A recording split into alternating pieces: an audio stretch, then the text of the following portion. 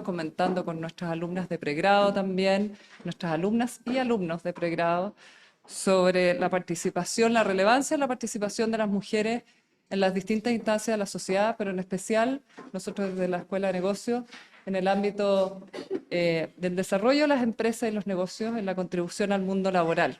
Y ahí los números todavía nos desafían cuando uno mira la tendencia en Chile, en distintos ámbitos como la participación laboral de las mujeres, o lo que vamos a comentar esta mañana en el camino hacia la alta dirección. Podemos estar por un lado contentas de que la tendencia va mejorando, de que si nos comparamos con otros países de América Latina también estamos mejor que otros, pero estamos todavía con una brecha importante. Y una brecha que no solo habla de desafío en términos de justicia y equidad, sino que también de desarrollo de las organizaciones y de crecimiento económico. Hay distintos cálculos ahí, pero en el fondo si algunos cálculos los comparto, si se incrementara un 10% la participación laboral femenina, haría un efecto de 4% un aumento en la actividad económica, datos del Fondo Monetario Internacional. O si se incrementara también esta participación, otros datos dicen que aportaría 0,5% del PIB anual, un incremento en la participación, en la integración de la mujer al mercado del trabajo. Entonces tenemos un primer desafío ahí y un segundo desafío respecto de, lo comentábamos en agosto pasado, aquí está la profesora Francisca Pérez de la Escuela de Negocios, que comentábamos en agosto cuando presentamos el Global Gender Gap, que desarrollamos como partners en Chile junto con el World Economic Forum. Decíamos, muchas veces las mujeres a nivel de educación escolar tenemos un ingreso similar, pero luego cuando entramos al mercado laboral algo pasa en el camino, una caja negra, sucede que cuando llegamos a la alta dirección y miramos, por ejemplo, las empresas que reportan a la CMF, tenemos una participación solo alrededor, media estancada, del 21%, y cuando ya miramos directorios de empresas abiertas, 16%. ¿Ah? Entonces, ahí es la sociedad en su conjunto la que está perdiendo una mirada distinta, nuevas habilidades y una manera más integral de ver el mundo. Eso es lo que venimos a conversar esta mañana. Me alegro que tengamos aquí mucho interés, algunos también participación de hombres, tenemos ese desafío al contrario. Y quiero agradecer, partir por agradecer a quienes, bueno, a nuestros coorganizadores en esto, a María Ana Matías, presidenta de RedMat, con la cual hemos empujado esta iniciativa y que ha desarrollado desde RedMat todo este estudio para entender qué es lo que pasa en el camino, que nos interesa mucho nosotros desde la escuela entender la evidencia, no solo por entender qué es lo que está pasando y poder hacer análisis más acabados de esto, y con eso, en base a evidencia, proponer políticas públicas o proponer una discusión también de mejores prácticas a nivel empresarial, sino que nosotros tenemos un rol bien clave en una de las palancas que mueve el desarrollo y la integración de las mujeres, que es la educación.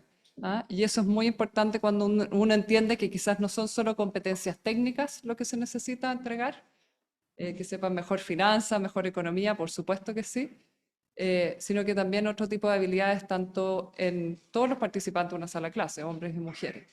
Y eso es lo que nosotros intencionamos con mucha fuerza en nuestro pregrado, donde hay una integración además de una base de artes liberales y de desarrollar el pensamiento crítico, pero también en nuestros posgrados, donde vemos con cada vez más interés mujeres preparándose para la alta dirección a través de programas desafiantes, como por ejemplo hacer un MBA o un MBA latinoamericano, como son parte de lo que vemos en estas mismas salas de clase.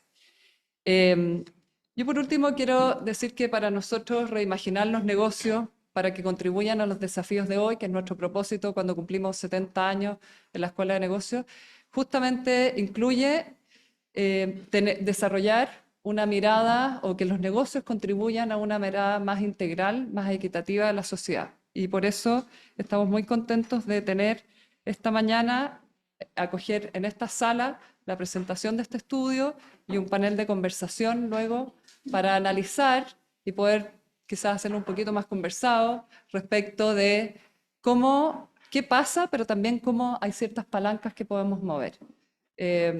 Vamos a tener un gran programa que va a partir por la presentación del estudio, después de las palabras de bienvenida de la presidenta de Redmat, y vamos a tener este panel de conversación donde vamos a tener la mirada de Cristian Valdivieso, socio fundador de Criteria, Francisca Pérez Veil, académica del área de Economía de la Escuela de Negocios y que también ha participado en muchos temas de género. Las voy a presentar cuando hagamos la invitación al panel. Y Paula Figari, que es directora académica del programa de la Escuela de Negocios Promociona Chile, que lleva 10 años formando mujeres en las competencias para que vayan progresando en sus carreras, una iniciativa que compartimos con la CPC y CARE.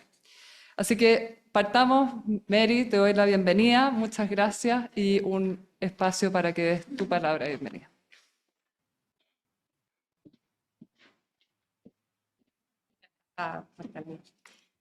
Bueno, la verdad que estamos súper contentas de estar hoy aquí presentando los resultados de este estudio, como ustedes ven, abriendo la caja negra 2.0, los factores que impactan en el camino hacia la alta dirección.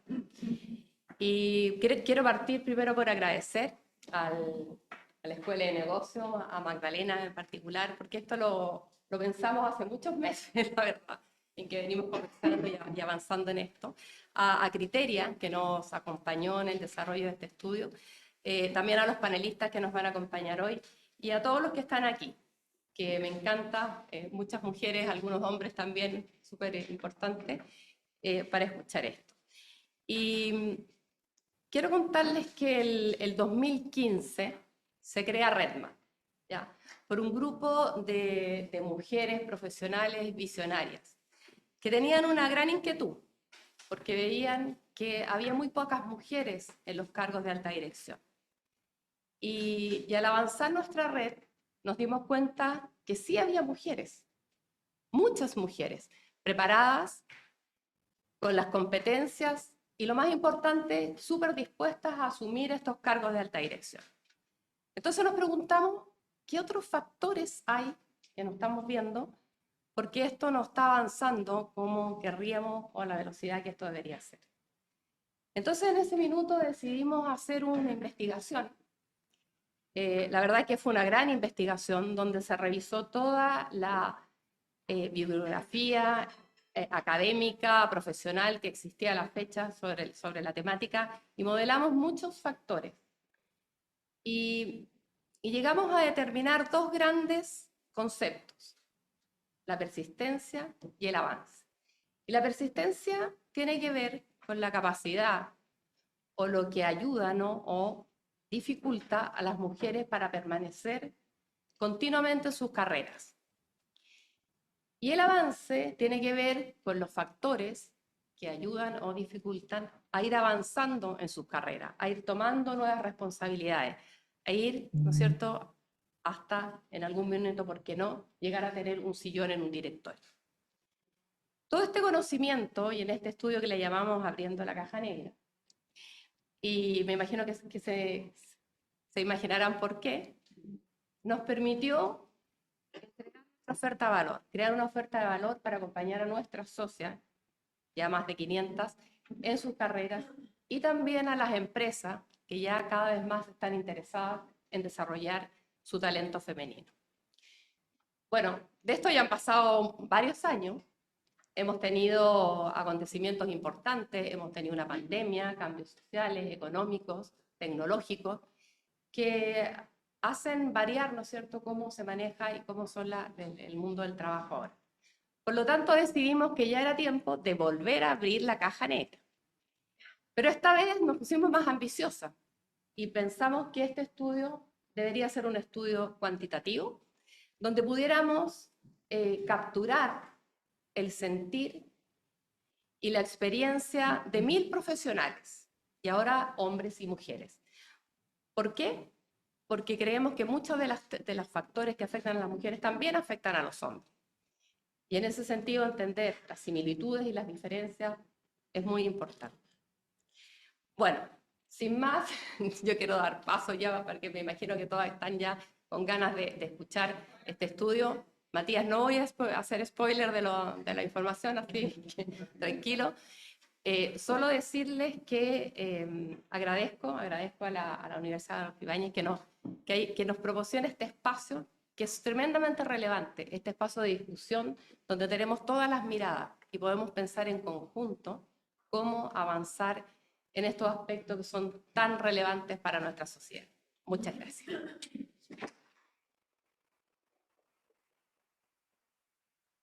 Bien, vamos al estudio. Matías Chaparro, director de Asuntos Públicos de Criteria, nos va a abrir la caja negra. A ver, ¿qué trae?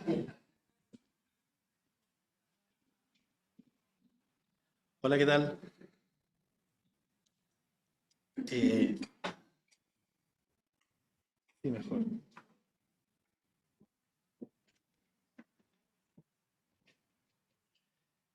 Ya, partamos. No requiere más introducción.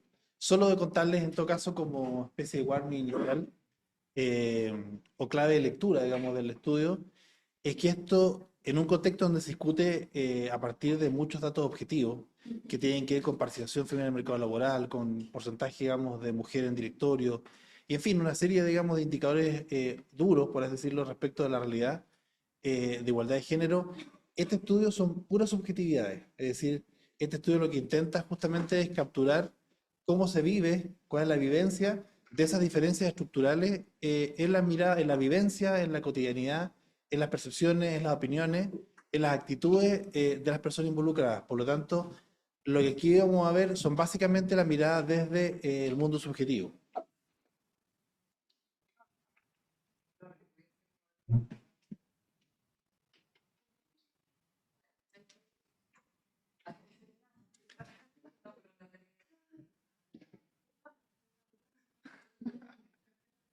Vale. Esta encuesta es una encuesta, no entra en detalle metodológico, una encuesta estándar, la encuesta que se usan para estudios de marketing, imagen corporativa, estudios reputacionales, encuestas políticas, en fin, es la metodología estándar que se usa hoy día, que es con paneles online.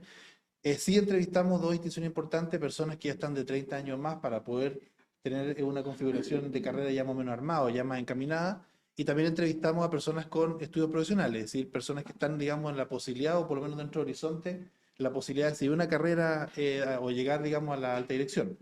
Y por último, entrevistamos a mujeres y a hombres, eh, por lo que plantea Mario al principio, pero también por un tema metodológico, y es porque los contrastes son los que permiten iluminar la realidad, en este caso de las mujeres. Es decir, hay muchos datos que los vamos a ver que si lo hubiéramos obtenido solo el mundo de las mujeres, probablemente no habrían tenido sentido. O incluso más, podríamos habernos quedado con la sensación de que habían buenas noticias cuando en realidad no son tan buenas noticias. Eso es el punto de vista metodológico. En lo que respecta a los temas, vamos a tocar tres temas básicamente. Primero, las percepciones del desarrollo profesional en general, es decir, la mirada, por así decirlo. Imagínense este capítulo 1, es lo que reproduce o intenta reproducir la conversación como light, la conversación de sobremesa, el coffee break rápido, digamos, de las preguntas que se responden cuando hay una conversación que no toca o que no está gatillada, digamos, por el intento de una mirada más introspectiva o más reflexiva. Y por eso les adelanto, es un mundo donde no existen tantas diferencias, por lo menos ese mundo, a ese nivel, digamos, declarativo. Eso ya es un dato en sí mismo. Por lo tanto, vamos a un segundo nivel, que es lo que llamamos vivencia del desarrollo profesional, que sí tiene que ver con la mirada introspectiva. Es decir, empezamos a invitar a los entrevistados a reflexionar sobre su pasado, a recordar ciertas experiencias, a reflexionar sobre ciertos puntos específicos, y ahí empiezan a emerger diferencias. Y empiezan a emerger diferencias importantes entre hombres y mujeres, y en algunos casos también diferencias importantes entre mujeres más jóvenes y mujeres de más edad, que también es un tema relevante a analizar.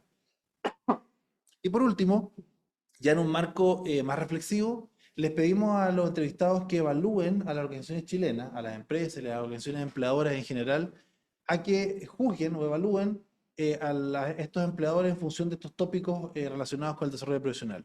Entonces, partamos con lo primero, la lógica más genérica, por así decirlo, respecto al desarrollo profesional. La importancia asignada al desarrollo profesional.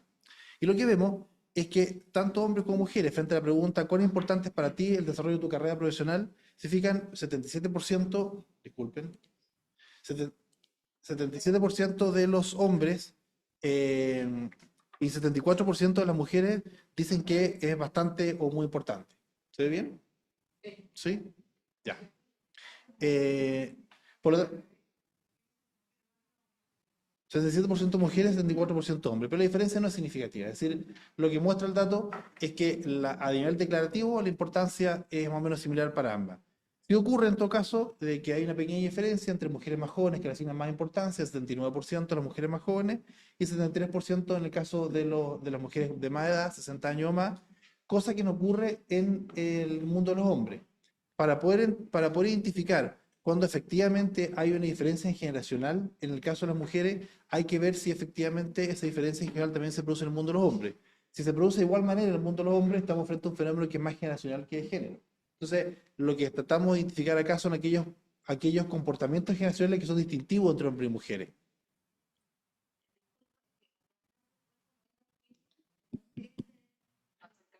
Voy a acercarlo más, a ver.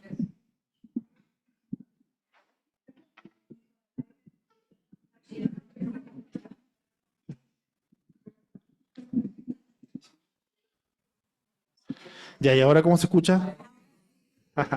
Perfecto. Vale. Muy bien, gracias. Vale, sigamos. Eh, para afianzar un poco la idea, lo que hicimos fue hacer competir el desarrollo profesional con otras prioridades, otras posibles prioridades, que en esta pregunta son instrumentales, no nos interesan en sí mismas, nos interesan para saber si efectivamente en la posición de ranking el desarrollo profesional es distinto entre hombres y mujeres. Y lo que hicimos competir con tener buena salud física, construir una buena familia o relación de pareja, tener ingresos que permitan vivir mejor, cómodamente, desarrollarme profesionalmente, tener buenos amigos o participar en mi comunidad, realizar trabajo social. Y tanto en hombres como mujeres, el lugar es el cuarto. Y aquí no voy a mostrar el dato, pero cuando lo vemos por edad también ocurre lo mismo y sistemáticamente en todas las edades y en ambos géneros, el desarrollo profesional ocupa la misma prioridad para hombres y mujeres. Por lo tanto, podemos concluir de que en ese sentido y en esta pregunta más bien genérica, el desarrollo profesional es igual para hombres y mujeres. Eso tiene dos lecturas. La primera lectura es que efectivamente aparentemente no hay diferencia, pero la segunda lectura interesante es que frente al lugar común o la frase o la crítica que a veces se dice de que las mujeres declaran menos importancia asignada a su desarrollo profesional, los datos muestran que no, que efectivamente es exactamente el mismo, literalmente exactamente el mismo que el de los hombres. Vamos ahora con el siguiente punto, que tiene que ver con, disculpen, con la satisfacción frente al desarrollo profesional, que es por así decirlo como la variable que si nosotros quisiéramos medir como la variable madre, por así decirlo, como no tenemos posibilidad objetiva de conocer el éxito profesional o el avance, digamos, de la carrera, la percepción, digamos, sobre satisfacción en el desarrollo profesional vendría a ser como la variable más relevante. Y nuevamente vemos que la mujer, un 64% de ellas dice estar satisfecho o muy satisfecho, y 66% del hombre, lo que no es una gran diferencia. Sí ocurren diferencias importantes en términos generacionales. La satisfacción aumenta con la edad, en el caso de las mujeres jóvenes 61%, las mujeres de más edad 72%, pero en el caso de los hombres las diferencias son mucho más significativas. Es decir, los hombres, digamos, a medida que avanza la edad, o bien los hombres de generaciones mayores, tienden a tener una diferencia mucho mayor respecto a los hombres jóvenes. Por tanto, sí estamos frente a una distinción relevante en materia del nivel de satisfacción. Y por último, en este mundo de las preguntas más genéricas, aparece algo que quisimos medir que es como lo que uno podría llamar como agencia, es decir, como la percepción de autocontrol o de dominio sobre el desarrollo profesional, sobre el destino de la carrera profesional. Y aquí ya empiezan a aparecer algunas diferencias importantes entre hombres y mujeres. Primero le preguntamos en una escala 1 a 5, en donde 1 es nada y 5 es mucho, ¿en qué medida crees tú que tus acciones y decisiones personales han contribuido a tu carrera profesional, a tu desarrollo profesional? Y las respuestas de hombres y mujeres son iguales, o sea, 87% atribuyen, digamos, le colocan valores 4 o 5 en esa escala, es decir, que creen que ha aportado mucho. Si eso se mantiene constante a lo largo de toda la edad de las mujeres, no ocurre lo mismo en los hombres. A los hombres, a la medida en que aumenta la edad, se atribuyen, digamos, a su propia agencia, a su propia acción, el éxito profesional, con número altísimo, 94% en el caso de los hombres de mayores de 60 años. Es como que todo lo que me ha pasado gracias a mí. Esa es un poco la respuesta. Y algunos tópicos específicos, también intentando indagar un poco en este control, esta sensación de agencia. Les preguntamos si están de acuerdo o en desacuerdo. El 4 es que la representa totalmente y 1 que no me representa para nada. Aquí graficamos me representa bastante completamente, que son los valores 3 y 4, es decir, que se sienten identificados con la frase. Siempre estoy buscando nuevas oportunidades para aprender y crecer en mi carrera. El dato está aquí graficado, 79% para las mujeres, 81% se sienten identificados con esa frase. Las diferencias son mínimas. Aquí en la barra esta, la diferencia en puntos porcentuales de hombres y mujeres, ahí destacamos cuando hay unas significativas que son estadísticamente significativas y otras que no. Pero lo importante es ver la magnitud. Cuando me enfrento a la segunda, cuando me enfrento a un desafío en el trabajo, siempre encuentro una manera de superarlo. Tampoco grandes diferencias entre hombres y mujeres. Aquí empiezan las diferencias. Me gusta asumir desafíos y trabajar en proyectos difíciles. La autopercepción de los hombres respecto a eso es más alta que las mujeres. Y estoy dispuesto a asumir responsabilidades adicionales en el trabajo. La palabra adicional es clave porque podemos ver que el tema del factor tiempo es muy, muy relevante. Y ahí hay diferencias relevantes entre hombres y mujeres. Por lo tanto, ya cuando aparece una indagación más específica, se tocan tópicos más puntuales respecto de la sanción de autocontrol, ven que ya empiezan a aparecer de algunas diferencias que en la conversación más genérica al principio no estaban. ¿Cuál es la idea? La idea es que en el fondo el intento es intentar evitar la imagen que se puede construir a partir de conversaciones superficiales. Es decir, es como probablemente todos participamos en varias conversaciones que permiten construir o que nos invitan a construir un imaginario sobre lo que ocurre en términos de diferencia entre hombres y mujeres que no está siendo, digamos, real con las vivencias y con las subjetividades de esto, porque son conversaciones que operan sobre lugares comunes, frase hecha. Y se fijan, en general, en esa esfera de conversaciones más rápidas, tiende a haber la sensación de que no hay diferencia. Vamos entonces ya al mundo de las vivencias. Aquí se fijan, lo que vamos a ver acá son preguntas que interpelan o invitan al entrevistado a pensar sobre su propia biografía, a pensar sobre su biografía profesional, sobre lo que ha vivido, desde distintos ángulos. En primer lugar, factores que han influido positivamente en tu desarrollo profesional. Aquí hay un dato que tiene que ver con un hallazgo, más allá de los números, sobre la forma en que las variables se agrupan. Es decir, nosotros le preguntamos, ¿cuánto crees que han influido los siguientes factores en tu desarrollo profesional? Y le entregamos una amplia lista. Y esa amplia lista, luego cuando uno procesa los datos, puede agruparla, esto es un análisis factorial, en ciertos tópicos.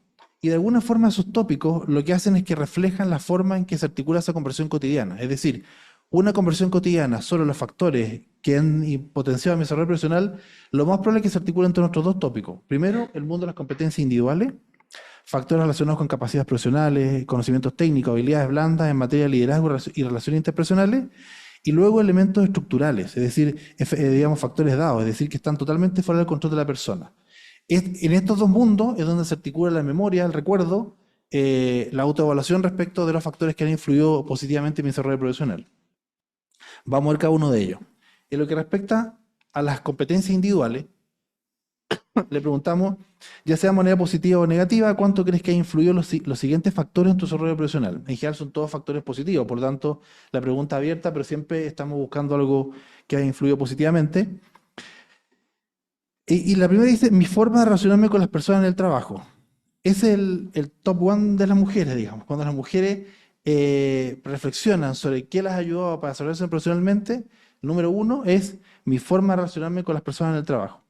En el caso de los hombres, vamos a ver aquí mismo en el gráfico que son mis competencias técnicas y mi nivel de seguridad en sí mismo y mi experiencia laboral. En fondo, esos son los, digamos, por decir, el top of mind de las mujeres y los hombres son distintos en esa mirada introspectiva sobre tu propia biografía profesional.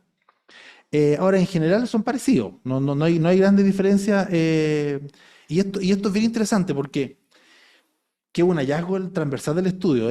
No hay grandes diferencias muchas veces, lo que quiere decir que las distinciones subjetivas entre la evidencia masculina y femenina hay que buscarlo un poco más adentro.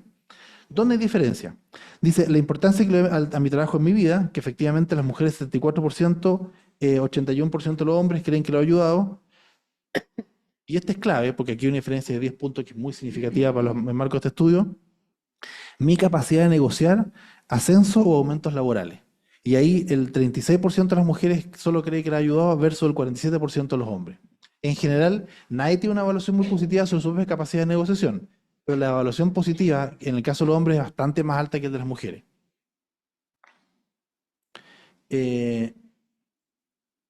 Vamos con con algunos elementos, como les decía, los que vimos recién son más bien como de competencia, ahora están los elementos estructurales, que fueron preguntados todos juntos. Estos después se agrupan estadísticamente, no es que haya habido una intención, digamos, de preguntarlos así. Pero hay 3 factores estructurales clave, que es la comuna o barrio donde vengo, mi apariencia física y mi género. Y en el caso del barrio, el origen, digamos, la apariencia física, no hay gran diferencia entre hombres y mujeres, pero en el caso del género sí. Es decir, las mujeres tienen en menor porcentaje la percepción de que su género lo ha ayudado, y en el caso de los hombres es un poco mayor.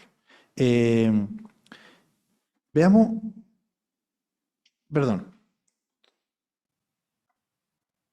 Vamos al último punto, que son las vivencias de desarrollo profesional, pero ahora factores que han dificultado el desarrollo profesional. Con el objetivo de medir la presencia en la vida profesional de experiencias relacionadas con el freno en el avance de su carrera, le entregamos una lista amplia de experiencias. Aquí el caso, lo que preguntamos son si te ha pasado alguna vez. Y vamos a ver que es un listado largo de experiencias. Y se tienden a agrupar en 3 dimensiones. Primero, dificultad de acceso al poder, es decir, se trata de experiencias negativas vinculadas a la capacidad autopercibida de negociación, que según la vivencia personal han reducido las posibilidades de desarrollo profesional. Primer tópico de conversación. Imagínense como en esta idea de conversando retrospectivamente sobre tu pasado. Segundo, malas relaciones interpersonales.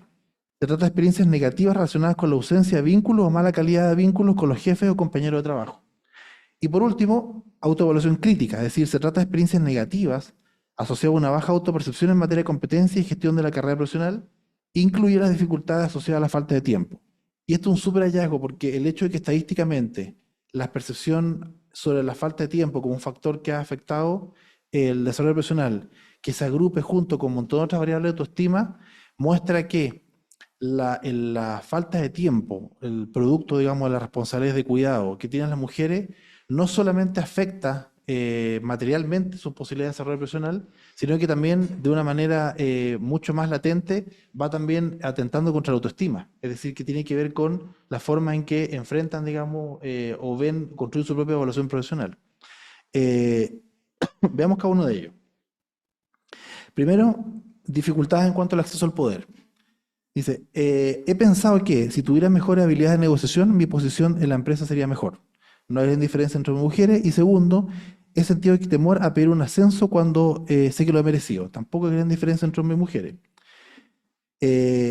La diferencia no está en ese mundo, sino que se empiezan a ver acá. Malas relaciones interpersonales. La primera gran diferencia es, he sentido temor a dar mi opinión, que es una de las diferencias más significativas entre hombres y mujeres en lo que respecta a las experiencias vividas. El 52% de las mujeres, de los hombres, ha tenido esa experiencia alguna vez, y el 69% de las mujeres lo ha tenido. Entonces, en el fondo, hay un punto, una gap muy, muy relevante en la memoria, en el recuerdo de la experiencia profesional. Segundo, he sentido que no sé cómo relacionarme con las personas más influyentes, el acceso, digamos, a las relaciones de poder. Lo mismo, 60% en el caso de los hombres, 69% en el caso de las mujeres, y he tenido miedo a ser visto como conflictivo, que es un riesgo importante en lo que respecta, digamos, a la capacidad de expresión del yo. 55% de los hombres, 63% de las mujeres. Por lo tanto, ahí uno ve hartas diferencias importantes entre hombres y mujeres en esta experiencia, digamos, vinculada como a la evaluación de relaciones interpersonales.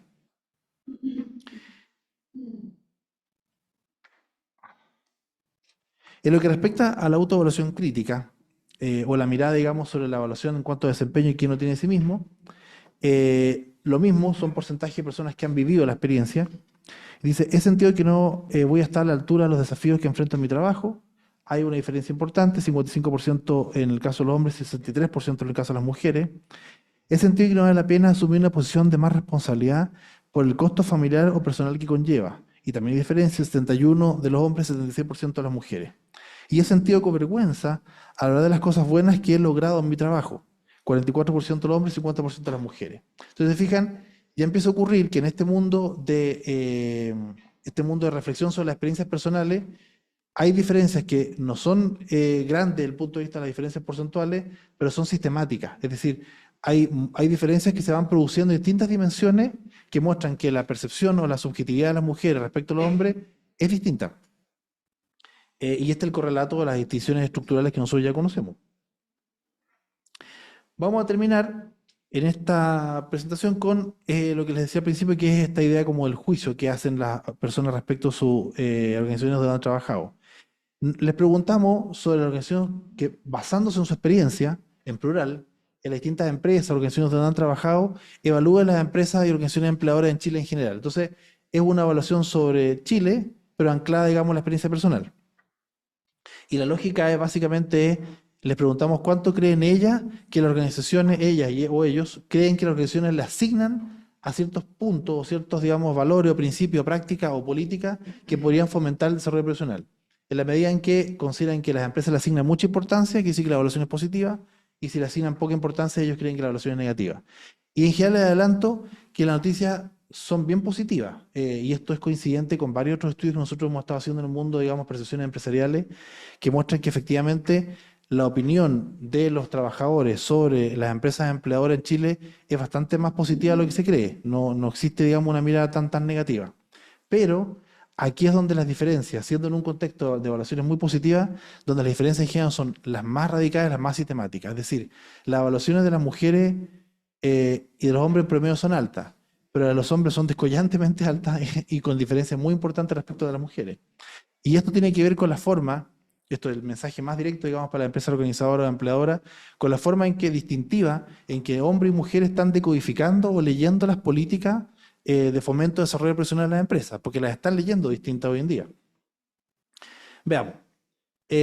Aparecen dos dimensiones cuando hacemos, digamos, esta evaluación de las organizaciones, que son bien concretas. Primero, se habla sobre la justicia y transparencia, es decir, políticas relacionadas con la justicia y la transparencia al contratar y al asignar tareas, sueldos y puestos. O sea, esta conversación, por así decirlo, se articula en torno a este tópico. Y segundo, que es mucho más específico, la jornada laboral. Es decir, se trata de políticas relacionadas con la valoración del tiempo libre por parte de las empresas y organizaciones empleadoras. Los dos ejes principales de donde se articula la evaluación hacia las empresas son la sanción de justicia y el respeto al tiempo libre. Esos son, digamos, explican el 80% de la evaluación que alguien puede hacer respecto de una organización empleadora. Veamos. En lo que respecta a justicia y transparencia, lo que le preguntamos acá es qué tan importante crees que es, y graficamos a las personas que consideran que es muy importante si lo que tiene una evaluación positiva. Se fijan, los porcentajes son altos, son 72% en el caso de las mujeres y el 82% en el caso de los hombres para que exista una política de equidad salarial cuando se trata del mismo trabajo. O sea, definitivamente la gente cree que eso existe en las empresas empleadoras chilenas, pero las diferencias son sistemáticas. O sea, son evaluaciones muy distintivas. Que las políticas de reclutamiento sean justas y transparentes, que exista transparencia en las políticas de ascenso, que todas las personas puedan ascender equitativamente a puestos de jerarquía y que las personas trabajen en función de objetivos más que de jornada.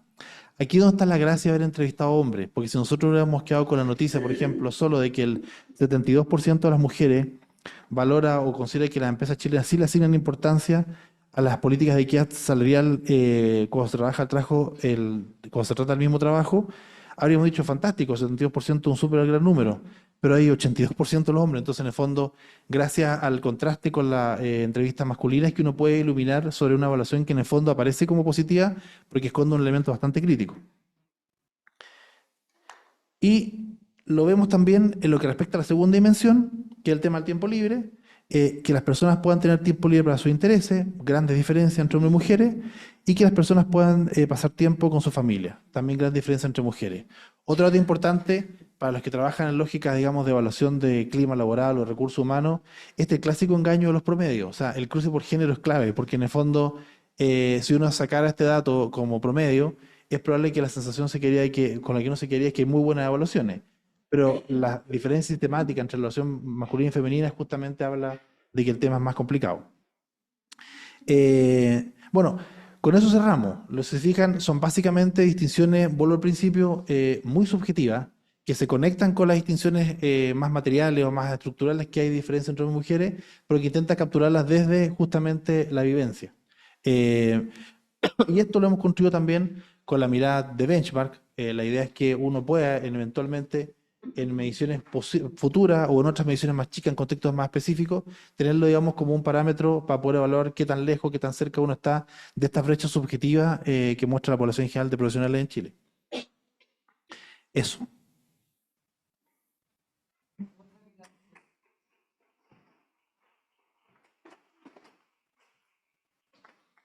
Gracias, Matías. Nos dejaste lleno de datos interesantes. Así que vamos ahora al panel. Quiero invitar a Mariana de nuevo, pero ahora no solo como presidenta de RedMat, sino que en su calidad de experta en temas de género, con una amplia trayectoria en puestos gerenciales en empresas de servicios financieros multinacionales, directora de empresa además. Así que adelante, Mary. Cristian Valdivieso, socio fundador de Criteria, también con una amplia trayectoria en entender un poco los procesos sociales, psicólogo de la Universidad Diego Portales y magíster en comunicación estratégica y comunicación política y electoral en la Universidad Autónoma de Barcelona.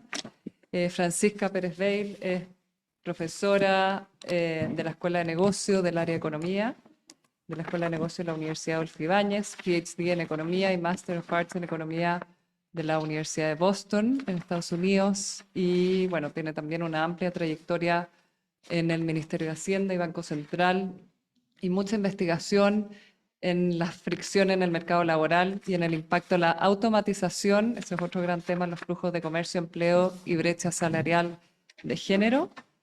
Y para moderar este panel, este interesante panel, Paula Figari, bienvenida también, que es ya la había mencionado, directora académica del programa Promociona en la Escuela de Negocios con ICARE y CPC, es psicoterapeuta integrativa psicóloga y magíster en psicoterapia integrativa, es coach ejecutiva y socia de Adapsis también, además de profesora de las escuelas.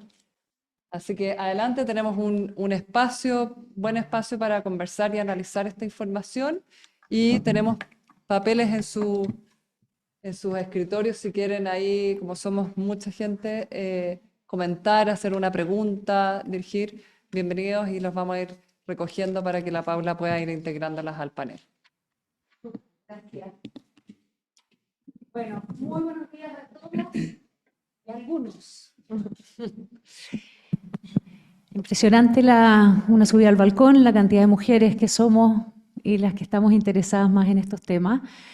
Ojalá eso fuera cambiando y podamos tener cada vez más hombres que también se interesan en estos temas, porque es un desafío que tenemos todos como sociedad. Como dijo Maida, ustedes tienen papelitos ahí y la idea de este panel, dado que es un estudio de mucha cualitativo, subjetivo, como nos decía Matías, que podamos ir reflexionando en posibles interpretaciones de estos datos, interpretaciones que nos vayan ayudando a entender qué es lo que hay detrás de este desafío que ha sido abordado en las organizaciones, ¿verdad?, con distintas políticas, etcétera, pero el desafío que hay detrás es lo que este estudio nos empieza a invitar a interpretaciones un poquito más profundas de lo que nos pueden mostrar estos datos. Así que la idea es que con cada uno de ustedes vayamos entrando en esas posibles interpretaciones.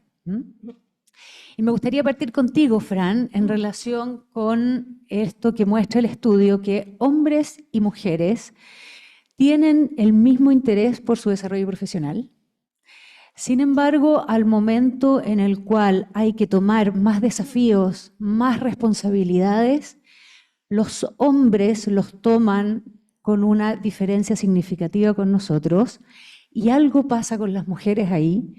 ¿Qué es todo lo que tú sabes en relación con este tema que nos podría permitir tener una interpretación más profunda de qué es aquello que ocurre que genera esa diferencia? Funciona así. Primero acá yo voy a hablar desde la economía. A veces cada uno habla desde su disciplina, de lo que sabe, de lo que ha ido estudiando. Esto acá que parece como lo pintaba Matías, como algo un poco superficial, es algo nuevo y es algo muy importante.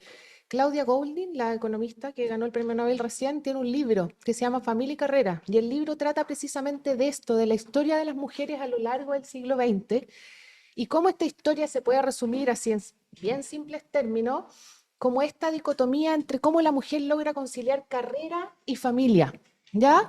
Y esto no ha sido siempre así como lo pinta el estudio, de que las mujeres tienen la intención de desarrollarse profesionalmente. Ya la historia, de hecho, ella la cuenta, comienza en 1900, las mujeres tuvieron que optar entre carrera o familia, ¿ya? Después las mujeres transitaron a otro periodo, bueno, son varios grupos de mujeres, ¿ya? Que fueron transitando después trabajo, elegían trabajo, luego familia. ¿Qué implicaba esto? Que las mujeres que elegían trabajo, luego familia, eran mujeres que se terminaban quedando sin hijos, ¿cierto? Nosotros tenemos ese deadline. Después, aprendiendo de la generación anterior, la generación siguiente dijo, no, yo no quiero que me pase eso. Entonces primero opto por la familia, y cuando uno opta por la familia primero, el desarrollo profesional es mucho más complejo, ¿cierto? Bueno, entonces así se va dando vuelta la tortilla, y esta generación, que ella la pinta de mujeres profesionales que se graduaron de la universidad en Estados Unidos entre 1980 y el 2000, y dado los procesos, me da la impresión como los adoptamos acá en Chile, podría ser mujeres que van desde que se graduaron entre 1990, 2010, que somos todas las que estamos acá, yo creo. Queremos carrera y familia, ¿ya? Y eso también tiene costo. Y esa es la discusión en la que estamos. Ya no somos las mujeres que nos queremos quedar en la casa, sino que queremos estar tanto en el trabajo, pero no queremos descuidar a la familia tampoco. Queremos lograr las dos cosas. Y en ese desafío estamos en este momento. ¿Podemos o no podemos? Esa es la pregunta. ¿Y qué podemos hacer? Por ejemplo, vamos a entrar, supongo, más en detalle en esto, pero las organizaciones tienen una tarea, el sector público o la política pública tiene otra tarea, ¿cierto? Sin adelantarme ya mucho más a la discusión, pero desde las organizaciones hay un diagnóstico de que cómo se organiza el trabajo no es favorable a esta conciliación entre trabajo y familia, ¿ya? Una discusión que también es importante. Las familias, o sea, pensando en el núcleo familiar, tenemos hombre, mujer en general, o mujer, mujer, hombre, hombre. Tenemos hijos. Hay uno de los dos que tiene que estar como on call, que llamamos, que tiene que estar disponible 24/7 para atender a los llamados de los hijos, ¿cierto? No tiene por qué ser la mujer, ¿cierto? Pero por normas de género ha tendido a ser la mujer. Podría ser el hombre también, da lo mismo, ¿cierto? Lo ideal desde el punto de vista de la eficiencia de la economía, que fuera el que tiene menos productividad en el mercado laboral, ¿cierto? Y ahí es cuando estamos dejando de ganar, porque es la mujer, simplemente por normas de género, la que toma la tarea del cuidado. Dado en el mundo en el que estamos, la organización podría buscar otras formas de estructurar el trabajo de manera que las personas cuidadoras, dejemos de llamarle mujer, pueda compatibilizar mejor esta vida laboral y la vida familiar, ¿cierto? Y ahí hay ideas y las podemos discutir después. Y después de la política pública, lo primero es dejar todas estas normas que siguen dándole a las mujeres la responsabilidad del cuidado, ¿cierto? O sea, no podemos seguir con esta normativa del permiso del hijo menor de 1 año, que sea la mamá, y si la mamá no lo toma, se lo traspasa al hombre. El postnatal, si la mamá no lo quiere, se lo traspasa al hombre. Tenemos que cambiar esa mirada, ¿cierto? La tarea es de los dos. Esto es como un poquito para conversar. Perfecto. Yo siempre pienso ahí en relación con años atrás, cuando decidimos las mujeres que queríamos más, que aspiramos a más, que quisimos de alguna manera romper el orden social.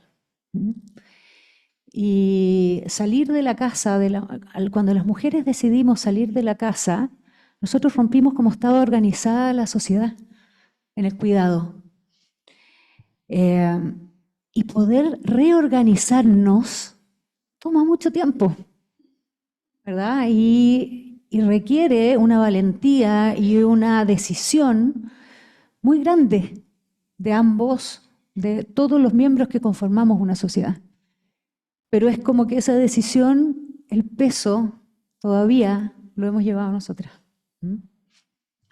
Y eso va cambiando, pero para que eso cambie necesitamos movilizar mucho a nuestras contrapartes, a nuestros compañeros con los cuales tenemos que compartir el cuidado, porque la gran variable es quién cuida a nuestros niños, quién cuida a nuestros viejos, quién cuida a nuestros enfermos.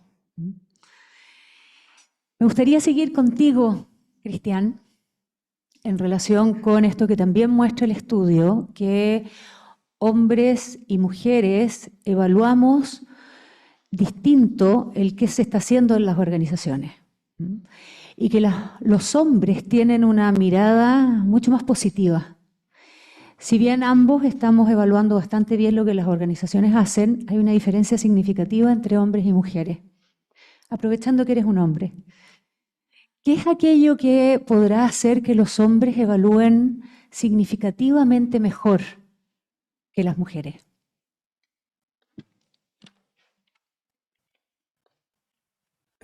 Gracias. Escuchas bien. Bueno, muy buenos días a todas y a algunos, como dicen ustedes. Aquí estoy cumpliendo la cuota de género, así que espero dar el ancho en alguna medida. Y me gustaría empezar por algo un poquitito más general. Después voy a lo particular porque tiene que ver con eso y a propósito de las cuotas de género. Este es un problema o un desafío que no tiene que ver con las mujeres, sino que tiene que ver con la sociedad en su conjunto. Y tengo la impresión de que de pronto, injustamente, y aquí hablo con la mirada que yo tengo, este desafío ha caído más en las mujeres que en la sociedad. Y por eso que la ironía de la cuota de género no es solo una ironía, sino que también una constatación de que en la medida que los hombres no se involucren en esto, es difícil que las cosas avancen más rápido de lo que están avanzando hoy en día, porque los hombres tienen mucho que decir. Entonces, creo que hay una pregunta sumamente importante que a lo mejor está detrás de muchas de las percepciones que hay a propósito de esto mismo, y es que de pronto falta preguntarnos también por qué piensan los hombres respecto de la importancia que las mujeres le asignan a la carrera profesional, qué piensan los hombres respecto de la valoración que las mujeres hacen sobre las políticas de las organizaciones en función de la conciliación. Y yo tengo la impresión que esa mirada, digamos, intersubjetiva, es decir, lo que el hombre piensa que la mujer cree, es una mirada que hoy día falta y donde hay gaps mucho más grandes que los que hemos encontrado y que probablemente están explicando varias de las cosas que hay detrás de esto. Es decir, organizaciones masculinizadas, organizaciones lideradas por hombres, inevitablemente promueven políticas de conciliación o políticas de desarrollo y también políticas de bienestar dentro de las organizaciones con un prisma bastante masculino, donde no significa que quieran distanciar a las mujeres, pero no incorporan necesariamente esas visiones más subjetivas que aparecen desde el punto de vista de las mujeres. Yo creo que ahí hay algo que explica o que está a la base de la pregunta que haces tú, que es que finalmente muchas de las prácticas que se hacen dentro de las organizaciones vienen con un tinte que no tiene que ver solo con los hombres, tiene que ver con un tinte de la sociedad en la que vivimos. Y por eso que el cambio cultural es tan importante al final del día. Y el cambio cultural no es solo de las mujeres, es también de hombres y mujeres, de la cultura en general, y eso impacta inevitablemente a la organización. La organización no vive al margen de la cultura. La organización vive en una determinada cultura, y en la medida que esta cultura sigue siendo una cultura, digamos, masculinizada, por no decir machista, donde los hombres tienden a resistirse en alguna manera a ciertos cambios, es difícil que las organizaciones también cambien. Yo creo que eso es sumamente importante. Por último,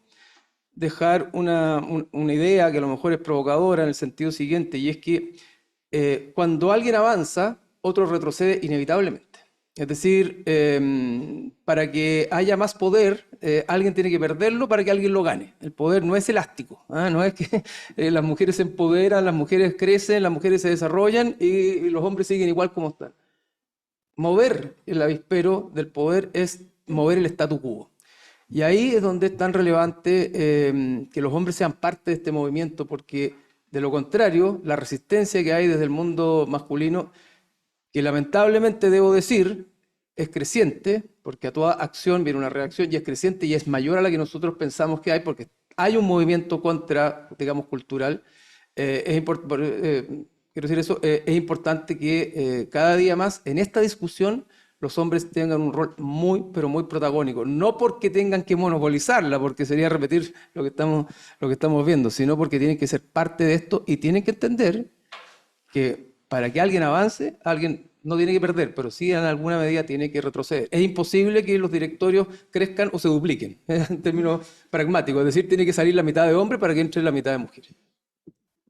Totalmente. Ahora tienen que ceder el asiento.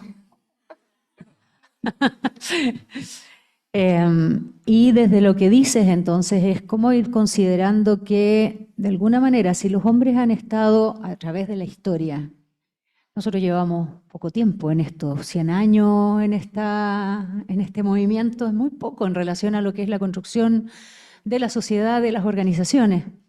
Entonces nuestra sociedad, nuestras organizaciones han sido construidas por hombres para hombres. Entiendo entonces que lo que estás diciendo es que esta diferencia tiene que ver con que no ven la brecha. Que es lo que se llama un poquito los privilegios, ¿verdad? Cuando yo he tenido el privilegio de construir la sociedad en la cual vivo, no tengo una brecha que me permita ver que aquí hay algo que está faltando. O no la ven o la naturalizan. O la naturalizas, tal cual.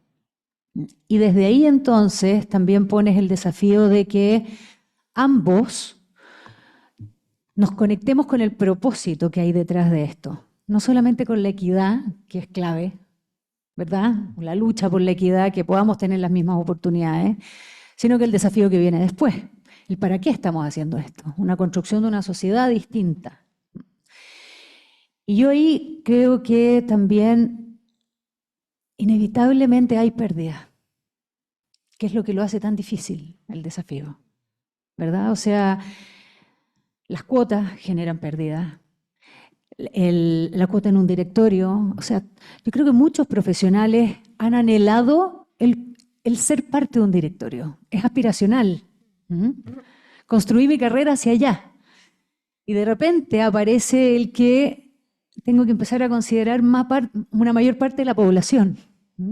Y es una pérdida, que es difícil de vivir si es que no me hace sentido, si es que no veo el valor que hay detrás desde la economía, si es que no veo el valor que hay detrás social. ¿Tú qué piensas en relación con esa pérdida para los hombres? ¿O con ese costo para los hombres? Bueno, habría que preguntarle a los hombres, pero yo creo que yo me siento tal, pero creo que es un Con costo tus grande. amigos, Es un cuando costo escucháis grande, lo es que un costo comentan. es un costo grande que creo que durante un buen tiempo se ha ido escondiendo y no procesando tan bien como se podría o se debiera procesar. Es decir, una cosa es que el lenguaje cambie, porque el lenguaje que antes era correcto pasa a ser políticamente incorrecto, porque haya ciertas cosas que antes se decían y ahora no se puedan decir, o porque haya ciertas frases que son bonitas y son aceptables socialmente. Otra cosa es subjetivamente y emocionalmente cómo se vive eso y cómo se vive como una pérdida. Entonces, creo que acá, mientras efectivamente esto no se conecte con un propósito mayor, con un sentido más trascendente, con un sentido, digamos, de país, de sociedad, de desarrollo que se articule globalmente, va a ser algo que siempre va a generar roces. Va a generar roces y donde además eso amplifica las culpas y esta lógica del síndrome del impostor que muchas veces viven las mujeres, que algo refleja el estudio, es decir, el síndrome del impostor que habla de que yo no estoy tan preparada o yo no soy tan buena porque permanentemente tengo que estar dando cuenta de que estoy más capacitada que el hombre que está al lado o el hombre que quiere entrar o que se ha sentido desplazado. Entonces creo que es un tema muy complejo, es un tema difícil y que además no está desconectado del contexto social y político en el que uno vive. Es decir, hay contextos sociales, políticos, que, digámoslo en términos gruesos, son más progresistas o más dados al avance, ¿verdad?, a la inclusión y a la igualdad, si se quiere, e incluso a las cuotas y a las cosas y a la norma que permite regular la relación, ¿verdad?, entre hombres y mujeres. Pero hay contextos que empiezan a ser distintos. Y creo que la economía en eso incide mucho. Es decir, mientras la economía se pone más apretada, y eso va a ser, creo yo, algo que vamos a tener que entender de aquí en adelante, mientras la economía se pone más apretada y por lo tanto hay menos espacio, o dicho de otra manera, cuando la torta se reduce, los hombres se van a resistir más. Porque inevitablemente es más fácil cuando la cosa está más grande para todos, entregar algo, que cuando la cosa está más restrictiva. Cuando eres tú o yo, es más difícil que cuando podemos ser ambos. Entonces yo creo que acá esto está empezando recién. No es algo que estemos llegando a un punto final. Esto hemos avanzado, no sé, los últimos 10, 15 años. Pero como todo avance, inevitablemente hay retrocesos. Y mi intuición es que vamos a una fase donde las resistencias masculinas se van a agudizar más que a flexibilizar. Y creo que es importante estar preparado para ello. Interesante, totalmente de acuerdo. Mary, el estudio también nos muestra esta mayor, y que lo pone también Cristian, inseguridad femenina. Y que se refleja principalmente en algo que quizás nos ha acompañado a través de la historia, que es poner nuestra voz en el mundo, sacar la voz, tener una posición frente a distintos temas que puedan ser relevantes. ¿Qué es aquello que desde tu conocimiento te permite a ti entender qué es lo que hay ahí, qué pasa ahí y qué podemos ir haciendo para poder abordarlo, principalmente quizás nosotras, que es nuestro desafío sacar la voz, y el sistema para también favorecer en algo cuando saquemos esa voz?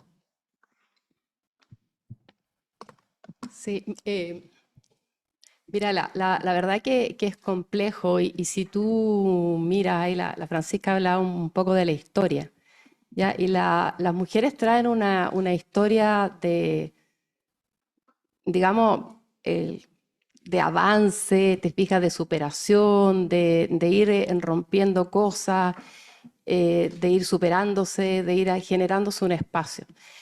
Ahora, yo creo que acá y la experiencia que hemos tenido nosotros en apoyar a muchas empresas, a mujeres, se dan cosas bien, bien interesantes, porque como siempre las mujeres estamos en minoría, ¿ya? Y lo mismo pasaría después si fueran los hombres, ¿no es cierto? En este caso, Cristian está en minoría acá en este panel. Y a lo mejor te puedes sentir más inseguro cuando eres la única en un grupo, en una reunión o en una mesa. Obviamente te sientes más insegura, te cuesta más sacar esa voz. Cuando hay 2 o 3 mujeres, y eso está comprobado, ahí lo hablamos con la Francisca, o sea, cuando hay más de una mujer o 2 del mismo sexo, es distinta la relación y es distinta la discusión. Entonces yo creo que va mucho por ahí. Y lo otro es el empezar a darse cuenta de muchas cosas. Ponte tú en la capacitación, en los programas que nosotros hacemos con las empresas, es increíble cómo las mujeres se dan cuenta y se crea algo muy bonito de solidaridad entre las mujeres, que también yo creo que eso nos ha costado más. Y yo creo que como somos tan pocas, tú dices, oye, yo aquí tengo que avanzar como sea. Y si hay otra mujer, la ves como que, si no, me puede quitar a mí mi lugar. Y no vemos esa solidaridad que se da más espontáneamente en los hombres, porque, digamos, no necesitan eso. Entonces yo creo que pasa por muchas de esas cosas, de ir avanzando, de ir discutiéndolo y de ir conversándolo. Hay muchos temas, y yo siempre lo cuento, que en mi carrera yo siempre sentí que me había ido bien, que habían confiado en mí, que había hecho un poco lo que quería, te fijas, había logrado lo que quería. Y ahora, después de estar todos estos años en RedMat y entender todas estas cosas, yo me digo, lo podría haber hecho mucho mejor. Podría haber ayudado a muchas más mujeres, podría haber entendido muchas cosas, pero nadie me las dijo. Nunca las se conversaron. Entonces, yo veo que lo difícil que es eso, porque yo no soy psicóloga, por tú vas a tener una mejor respuesta. Yo creo que hay que irlo discutiendo, hay que irlo poniendo en la mesa, lo tienen que ir entendiendo las empresas. Yo creo que eso es súper relevante. Y esos datos que se ven ahí de que las mujeres están por algún motivo más inseguras, las empresas tienen que crear ese espacio para que eso no pase. ¿Me entiendes? Desde el liderazgo. Mira, hay un tema que me gustaría contarlo, que es una experiencia de un estudio que hicimos con una consultora Thomas, y que ellos querían comprobar si el perfil de alta dirección de hombres y mujeres era distinto, ¿ya? Y nosotros participamos con nuestras socias ahí de RedMat de alta dirección, y se les hizo a todos, hombres y mujeres, un test de personalidad y un test de la inteligencia emocional. Y después vimos los resultados y resulta que el perfil psicológico de hombres y mujeres líderes eran iguales, no había ninguna diferencia. Entonces ahí la pregunta es, ¿realmente no hay diferencias entre los hombres y las mujeres? ¿O es que las empresas han estado buscando perfiles más parecidos al hombre porque es el estereotipo del líder. ¿Me entiendes? Entonces, si es así, nos estamos perdiendo el aporte de las mujeres, porque la idea acá, y yo creo que lo que es valioso, porque aquí todo esto es un tema de valor, ¿entiendes? Las mujeres cuando vean valor y van a ver que son más rentables porque tienen equipos más complementarios, van a empezar a buscar a las mujeres, pero hay que verle valor, esto es un tema de negocio. No es de, oye, voy a ser bueno, voy a tener mujeres. No, es un tema de negocio. Y el tener equipos complementarios genera valor, genera utilidad, genera productividad. Y esto está súper demostrado. Y para un país también, o sea, el aumentar, lo decía Magdalena, el aumentar no sé cuántos porcentajes de incorporación de más mujeres tiene un efecto en el PIB. O sea, eso es negocio, es económico, es rentable. Entonces, yo creo que eso tiene que ir pasando para que podamos ir avanzando. Y ir entendiendo que no tengo que buscar un perfil de líder parecido al hombre, tengo que buscar un perfil de una líder que tenga las competencias y que sea complementario al hombre. Miren, ahí salía, ¿se acuerdan? Lo que mostró Matías. La primera competencia que piensan las mujeres que les ha ayudado son sus competencias relacionales. El hombre, sus competencias técnicas. ¿Eso está mal? No. Pero si tenemos en el equipo a alguien que es más hábil en temas relacionales y tenemos al lado a alguien que es más hábil en sus temas técnicos y experiencia, maravilloso. Equipo, complemento. Entonces yo creo que acá lo que hay que tratar y lo que tenemos que impulsar es buscar esa complementariedad, buscar y reconocer que tanto hombres como mujeres somos distintos en nuestra naturaleza y aportemos en lo que somos buenos. Pones el tema del estereotipo del líder y que las organizaciones buscan ese estereotipo. Y psicológicamente se plantea que lo que perjudica el que las mujeres podamos sacar más la voz y poner lo que pensamos y enfrentar los conflictos y ser más autodeterminadas, tiene que ver justamente porque lo que se espera de un líder es autodeterminación, que los hombres calzan más con aquello, pero lo que se espera de una mujer culturalmente es más contención. Entonces, para las mujeres tenemos que poder ser conscientes de romper aquello y poder sacar nuestra voz rompiendo con aquello que aprendimos a lo largo de la historia y es como lo que está en el paradigma que nosotros debiéramos poder como cumplir. Entonces, ¿cómo ir haciéndonos conscientes de eso para que podamos tener mayor autoafirmación y poder enfrentar los conflictos que hay porque el desafío lo requiere? Y romper un poquito con lo que se espera de nosotras, que podría ser lo que está detrás de esta dificultad que nos cueste sacar la voz. Y también pusiste algo súper interesante, que es el negocio. Esto aporta al negocio. Y creo que ahí hay algo que has visto tú, Fran, de cómo vamos avanzando en esa línea. Las organizaciones, cuánto van viendo el aporte de la diversidad y la inclusión en un negocio. Para que desde ahí, porque en el momento en que eso pasa, al parecer esto aumenta la posibilidad de hacer cosas en las organizaciones que sean más visibles y que generen mayor impacto. Yo creo que eso es difícil de medir. Por eso ha sido difícil de ponerlo en números y decir que más mujeres entren significa que vamos a poder crecer más. Y por eso el aporte y que causó harto revuelo esta discusión que citaba la Maida de esta charla de Nicari hace un par de semanas donde vino Rodrigo Valdés y hizo unos cálculos muy sencillos, que asumen que si es que tuviéramos un 10% más de mujeres trabajando, si lográramos cerrar la brecha entre la proporción de mujeres de la fuerza de la población económicamente activa que trabaja respecto a la participación de los hombres, si lográramos cerrar esa brecha y tuviéramos 10% más, lograríamos crecer un 4% más. Eso asume que las mujeres nuevas que entran tienen la misma productividad que las mujeres que están.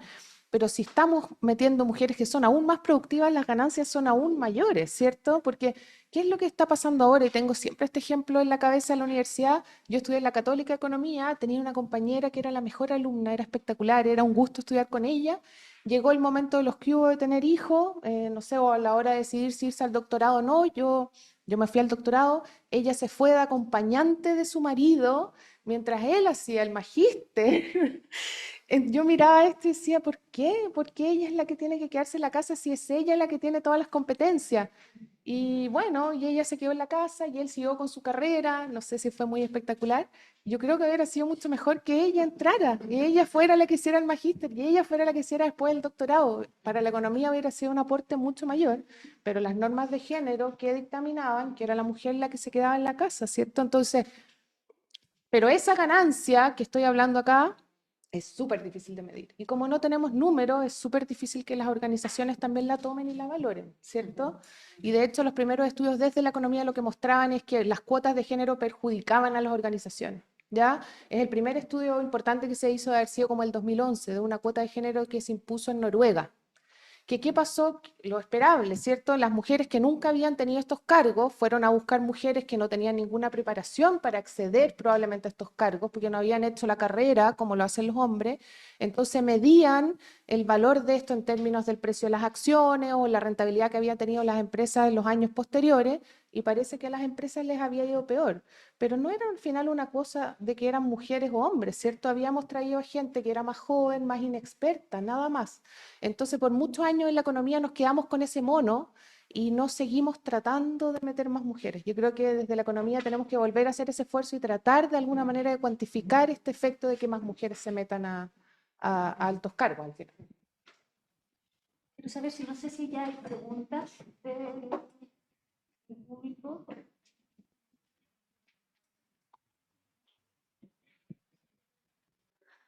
Mientras van llegando,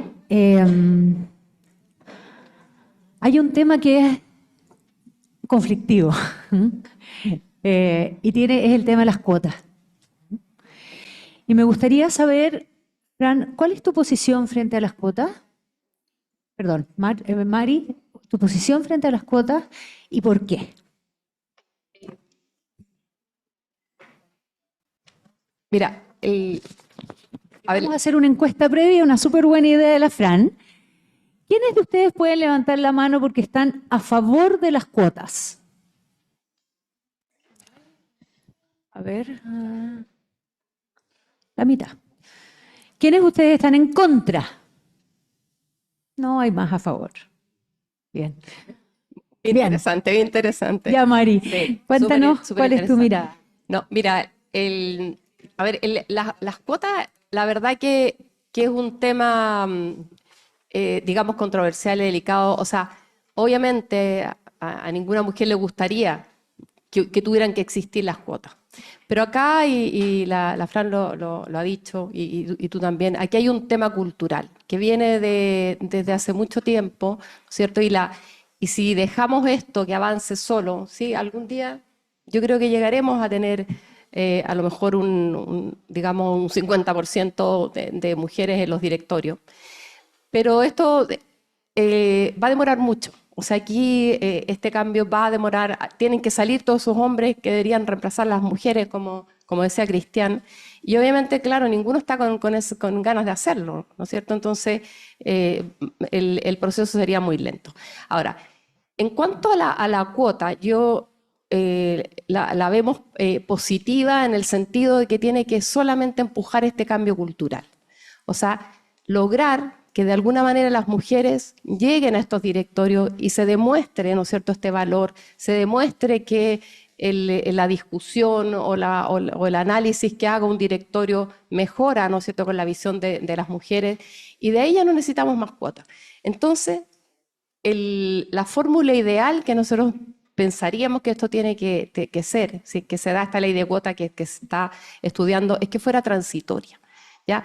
La ley, primero que nada, plantea 6 años de transitoriedad con una fórmula que se llama de cuota sugerida, de cumple y explique, ¿no es cierto? Que las empresas se les sugiere la cuota, pero si no la cumplen van a explicar, no tienen ningún, digamos, mayor consecuencia.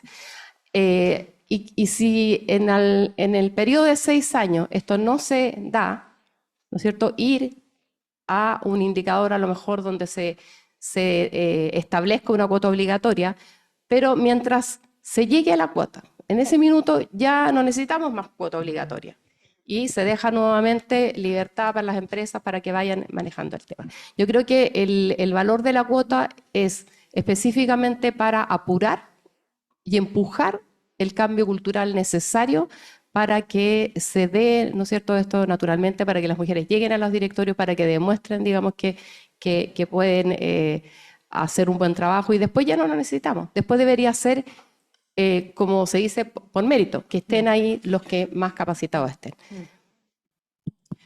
Y yo creo que también ahí este estudio nos aporta harto, porque las cuotas son para lograr la equidad.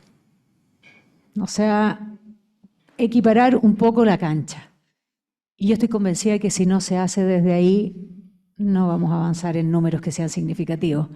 Pero después viene lo que hay que aprender, las percepciones que tenemos que cambiar, el cómo vamos escuchándonos uno a otro para que ese talento se pueda expresar, porque todo esto, como decíamos, es para impactar un negocio, porque los equipos diversos aportan más. Recién ahí, después de las cuotas, empieza el desafío adaptativo, de lo que tenemos que cambiar ambos, todos, como sociedad. Pero convencida de que si no tenemos cuotas, esta cuestión no avanza. Sí, por favor. Yo creo que hay que desmitificar acá un poco que los que están en los directorios llegaron por sus competencias. En el siguiente sentido, siempre está esta idea que si ponemos cuotas, las mujeres que llegan no van a tener todas las competencias que tienen los hombres que están ahí. ¿Ya? Eso no es cierto, yo creo. Piensen que esto es un tema de cómo elegimos a los directores. Hay un pool de personas sobre las cuales vamos a elegir, ¿cierto? La pirámide se va achicando tanto porque las mujeres van saliendo en el camino que a la hora de elegir ahí, no sé si nos quedamos con un pool demasiado grande de la gente más capaz, ¿cierto? Porque muchas mujeres que eran capaces se van quedando en el camino. Entonces, yo creo que hay que sacarnos de la cabeza esta historia de que vamos a poner cuotas, van a llegar puras mujeres que no tienen idea de lo que están haciendo, ¿ya? Hay unos papers que muestran que cuando aumenta la competencia, ¿qué pasa? Los hombres que salen, los de la cola, los más malos, los que se quedan afuera, más malos por ponerlo de alguna forma, los que se quedan afuera por estas cuotas, son peores que las mujeres que van entrando. ¿Ya? Porque acá no vamos a sacar al mejor director de los 5 probablemente. Vamos a sacar, si lo miramos como una distribución, vamos a sacar el que está más abajo. ¿Ya? Entonces, terminar con esa idea yo creo que es lo primero. Y segundo, sí hay que hacer un trabajo desde las organizaciones para que haya un pipeline de mujeres llegando arriba, ¿ya? Porque si no, si tenemos muchas mujeres abajo y vamos perdiendo talento en el camino, vamos a llegar arriba donde tenemos poquitas mujeres donde elegir y se va a cumplir probablemente esta profecía autocumplida de que no van a ser las mejores, ¿ya? O van a ser muy poquitas, porque solo las buenas pagan todo este costo hasta llegar arriba, ¿ya? Entonces las organizaciones sí tienen que preocuparse de darle tiraje a esta chimenea para que las mujeres lleguen arriba, ¿ya? Y ahí volviendo un poco a la discusión del comienzo, las organizaciones tienen que, si vamos a partir de este status quo, de que las mujeres son las que se encargan del cuidado y de las tareas del hogar, tenemos que empezar a buscar otras formas de organizar el trabajo. Entonces, reuniones a las 7 de la tarde, no más, ¿ya? O sea, yo cuando trabajaba en el Ministerio de Hacienda iba a la comisión de trabajo, la sesión era de las 6:30 hasta las 9 de la noche en Valparaíso. O sea, por supuesto que la comisión de economía estaba constituida por puros hombres, ¿cierto? O mujeres que ya tenían hijos grandes. Entonces, esas cosas no pueden hacer. Después que se ha visto en Estados Unidos, no sé, algo que le llaman como core working hours. De la 1 a las 4 de la tarde pasan todas las cosas importantes, ¿ya? Entonces, todas las personas saben que a esa hora tienen que estar ahí. Entonces, las mujeres te permiten organizar mejor el trabajo. Las mujeres no quieren jornadas laborales cortas, lo que quieren las mujeres son jornadas laborales predecibles. Lo que tú no quieres es que a las 7 de la tarde te llamen para solucionar un cacho, porque a las 7 de la tarde está ahí en todo el cacho de la casa, ¿cierto? Si eres tú la que se dedica, entonces... Deberíamos estar ambos, ¿verdad? Pues No está más. perfecto, Claro. o el cuidador, llamémosle el cuidador principal de los niños, tiene que estar a las 7 de la tarde porque a las 7 de la tarde pasa todo. Entonces, tenemos que buscar esas formas de compatibilizar. Ojalá que ya no le llamemos más mujer, ya, y que sea el cuidador principal y el segundo el ayudante. El subchef, como yo le digo a mi marido, el subchef. ¿Cierto? Pero esas son cosas que tienen que pasar. Esas cosas tienen que pasar. Fue tan bien visto estar en reuniones hasta las 7 de la tarde durante tanto tiempo, además. Tal cual. Acá hay una pregunta para Cristian. Ahí me dicen que la hizo ya, porque se pusieron el nombre de institución. Desde el mundo de las oportunidades, si existe talento independiente del género, ¿cómo se explica que no siempre esto ha primado en un mejor desarrollo profesional? ¿Cómo los hombres pueden reconocer el talento? ¿Quién hizo esta pregunta?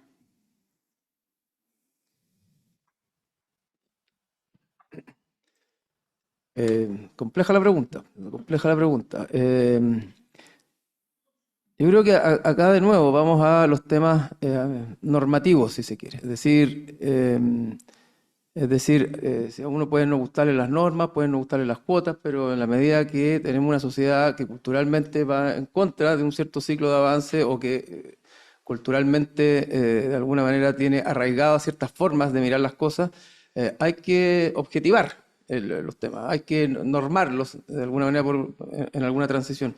Y por tanto yo creo que los hombres tienen que reconocer los avances de las mujeres en función de dimensiones más bien objetivas. Es decir, si nosotros dejamos esto a la subjetividad exclusivamente, obviamente los hombres van a mirarlo desde su propia subjetividad y desde su propia psicología. Si lo ponemos, ¿verdad?, en test, en información, en datos, en medidas, en métricas, bueno, las cosas empiezan a cambiar. Entonces, creo que es importante también empujar la lógica de las evaluaciones objetivas, empujar la lógica de las selecciones objetivas, empujar la lógica de evaluar en función de data, de información y no solo de la guata o de la subjetividad masculina. Creo que ese es un avance importante y las organizaciones debieran centrarse en eso. Es decir, independientemente de quién esté mirando algo, los datos tienen que ser capaces de hablar de alguna manera por sí solos. La información que se entrega, la información de competencias, de capacidades, de test de personalidades, etcétera, etcétera. ¿No? Porque de lo contrario,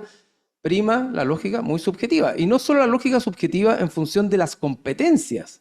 Cuando uno hace estudios con mujeres más cualitativos, se da cuenta que también a veces los hombres priman la lógica de la selección en función de otros criterios, que muchas veces no terminan siendo fundamentalmente de competencia, sino que tienen que ver con otros criterios. Las mujeres, sobre todo de los segmentos medios bajos y bajos, en general, tienden a destacar mucho como importancia y expectativa del tema en los ámbitos laborales, el cuidado en términos del acoso laboral, el cuidado en términos del acoso sexual. Entonces, la subjetividad es muy compleja en estas situaciones, no solo por la falta de objetividad en la mirada y de datos, sino que también porque a veces esa subjetividad opera en selecciones que uno cree que son de género, pero tienen que ver con otras dimensiones y que se dan más de lo que uno cree. Y también en las mujeres como las que están acá en alta dirección o ejecutivas, ¿verdad?, tienen mucho más foco en hacer bien la pega que en el desarrollo de su carrera. En demostrar buenos resultados, que en estar mirando cuál es mi próximo paso y con quiénes me conecto y la generación de esas redes, y visibilizan mucho menos su trabajo también. Entonces, eso termina afectando en cuánto se percibe mi talento, cuánto yo soy parte de lo que se está logrando. Es como mal visto en las mujeres muchas veces visibilizarse, mostrarse. ¿Por qué? Porque el pensamiento que hay detrás es, si es que yo soy buena se debiera ver. Y si yo soy buena se debiera reconocer. Bueno, hay un dato del estudio bien interesante que dice que las mujeres tienden a percibirse más conflictivas que los hombres. ¿Se acuerdan que en términos de que generan más conflictividad? Y claro, yo creo que eso tiene mucho que ver con el temor. Es decir, mientras en la cultura que la que estamos, un hombre, digamos, algo agresivo pasa a ser un hombre asertivo, resolutivo, jugado, empoderado, una mujer pasa a ser una mujer conflictiva, incluso desequilibrada en muchos de los juicios. ¿Te fijas? O bueno, ¿para qué vamos a seguir? Porque estoy en minería. Pero eso pasa, ¿te fijas? Entonces es un tema de cómo nos posicionamos. Yo quería agregar un tema respecto al tema de la productividad. Creo que es central poner esto en la discusión de la productividad, incluso llevémoslo a resultados, EBITDA, última línea, lo que quieran. Pero también creo que hay que ponerlo en la dimensión política y cultural también. Es decir, si esto es solo productividad, podemos estar haciendo una pequeña trampa, porque en términos políticos, la búsqueda de empujar los avances y la conciliación tiene efectos que van más allá de las rentabilidades, como por ejemplo los efectos en la tasa de reemplazo del nacimiento de los hijos. Es decir, hoy día estamos decreciendo, ¿verdad? Nos estamos achicando como sociedad. 1,5 hijos por mujer es un drama no solo para las empresas, es un drama para la sociedad en su conjunto. Y la pregunta ahí es, bueno, ¿qué es el huevo? ¿Es el huevo o la gallina? Es decir, esta dinámica organizacional que estamos teniendo hace que las mujeres decidan, bueno, para poder avanzar tengo que dejar de tener hijos, porque de lo contrario, bueno, inevitablemente el rollo del cuidado va a ser un tema mío. O, bueno, puede ser también que el mundo esté cambiando y las mujeres estén tomando decisiones de no tener más hijos. Pero independientemente de si eso es finalmente lo que está primando en mayor medida, inevitablemente hay algo, ineludiblemente hay algo que está afectando la tasa de natalidad, que tiene que ver con la dinámica laboral. Cada vez más mujeres, de hecho lo decían ustedes en algunos de los comentarios, cada vez más mujeres están estudiando, cada vez más mujeres están apostando a ser profesionales, incluso desde abajo más que los hombres. Cada vez más mujeres quieren que les vaya mejor. Y si ese que me vaya mejor, que mi desarrollo de carrera profesional pasa por cuestionarme la maternidad, bueno, estamos en un problema no solo de productividad empresarial, estamos en un problema como sociedad y como país. Súper importante la mirada sistémica. ¿Mm? Acá hay otra pregunta, que es, ¿cómo predicen que la nueva ley de conciliación incidirá sobre los factores arrojados por el estudio, positiva o negativamente, y por qué? Esta pregunta la hizo Carolina Reyes.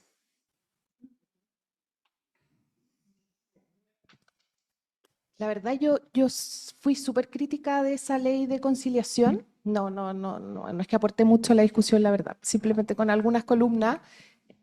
En el sentido que el foco de nuevo de esa ley, estoy pensando acá estrictamente en el teletrabajo, que al final fue como lo más importante que trajo esa ley.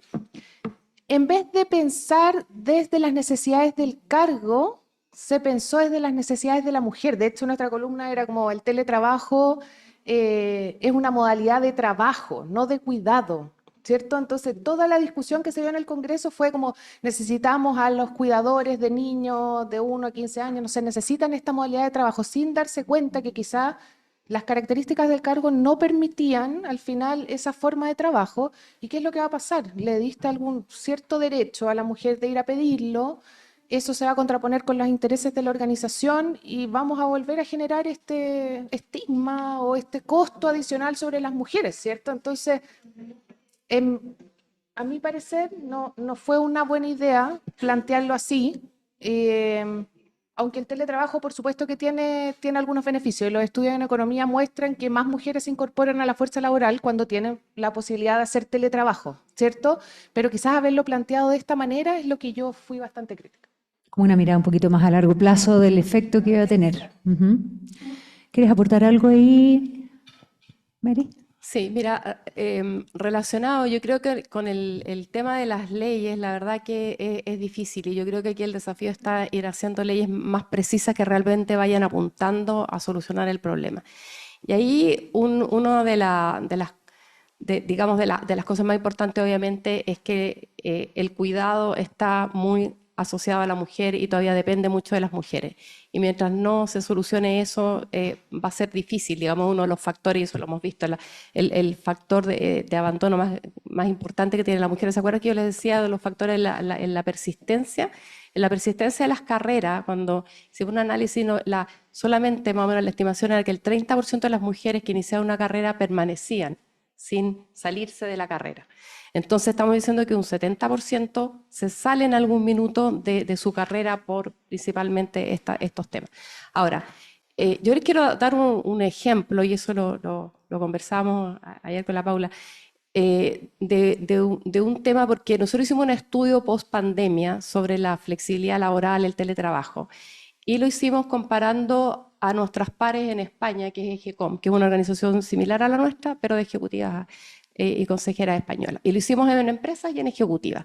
Y la verdad que toda la evaluación del teletrabajo desde las empresas y de las personas era muy, muy parecida, positiva, lo que había pasado y todo. Pero quiero llegar a un punto que era donde realmente había diferencia, y que era una pregunta en que medía la conciliación de cómo se habían organizado las familias en Chile y en España. Y ahí la diferencia era muy grande.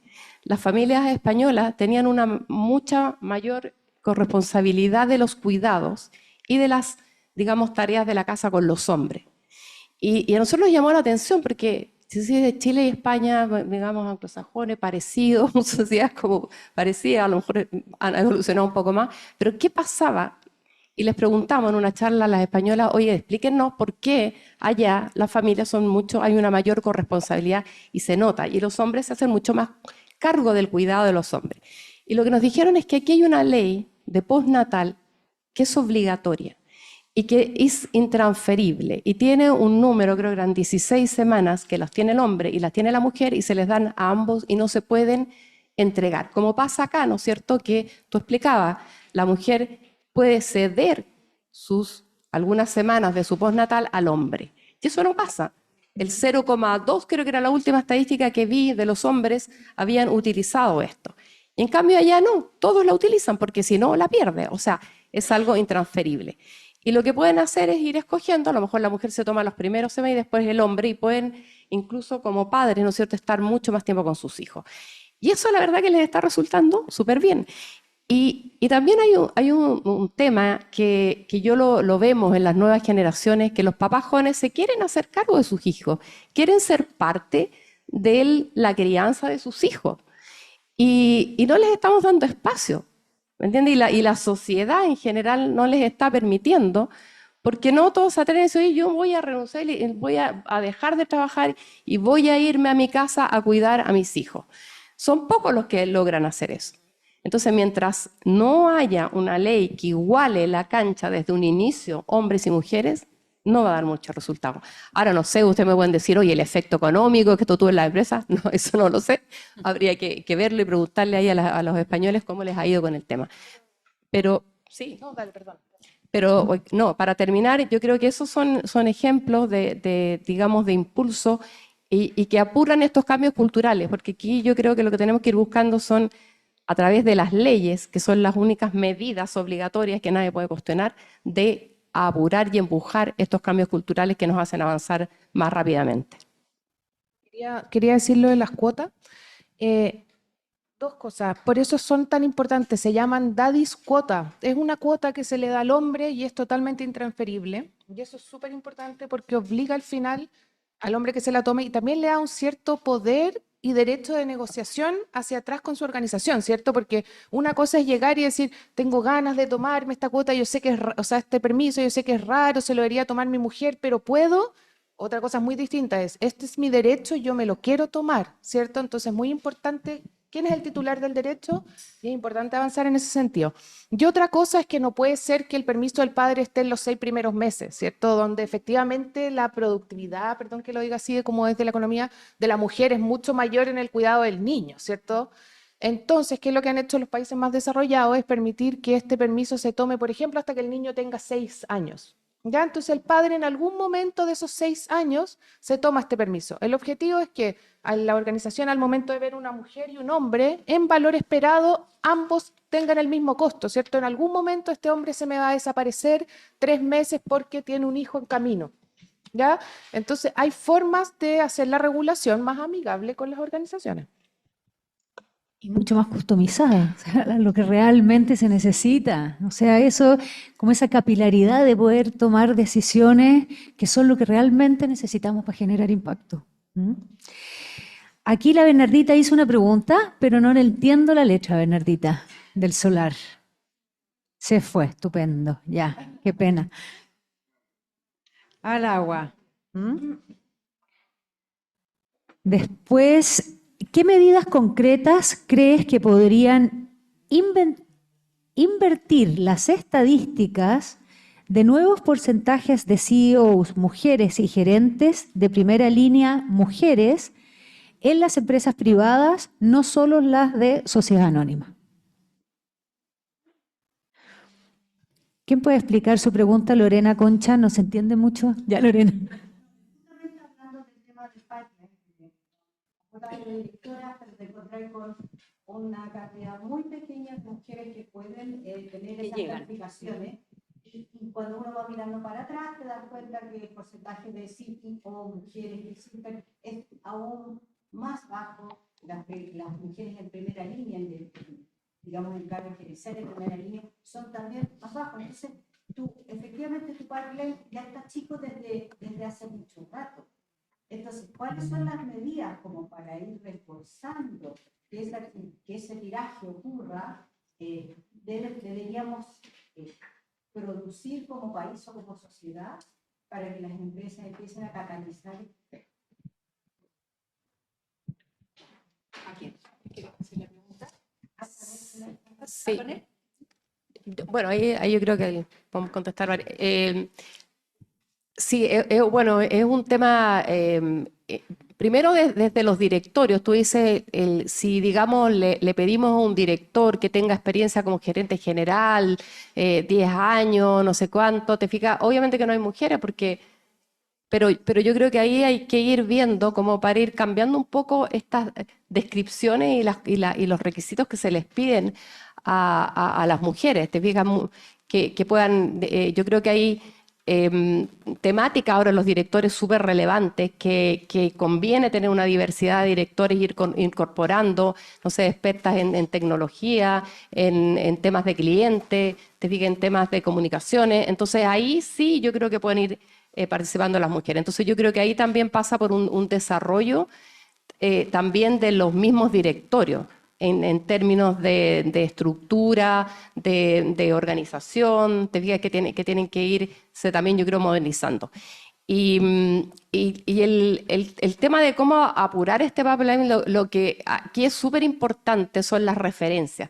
O sea, está demostrado también que las mismas mujeres cuando ven que una mujer ha alcanzado un cargo importante, se motivan para poder aspirar a esto y poder estar dispuestas, te fijas, a tomar estos roles y estos cargos. Entonces yo creo que hay que verlo por varias partes, te fijas, como para que esto podamos ir logrando los cambios. Ahora, de nuevo, volviendo a lo mejor al tema de una cuota, ya el que se esté estudiando esa ley y que se esté conversando y que esté en la opinión pública y todo, la verdad que es un avance.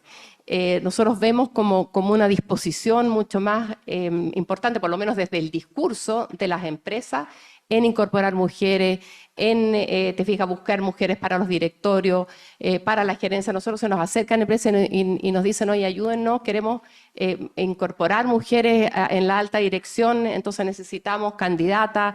Y eso va creando como un círculo virtuoso en que esto vamos a ir avanzando más rápido. Así que, bueno, ojalá que salga la ley, pero si no, igual vamos a ir avanzando ya con el solo hecho de estarla discutiendo. Total. Y sumándole ahí el que primero logremos tener un cierto porcentaje de mujeres, ¿verdad? En la alta dirección, hablaban ustedes, el 30% es un número que asegura que las minorías puedan empezar a expresarse.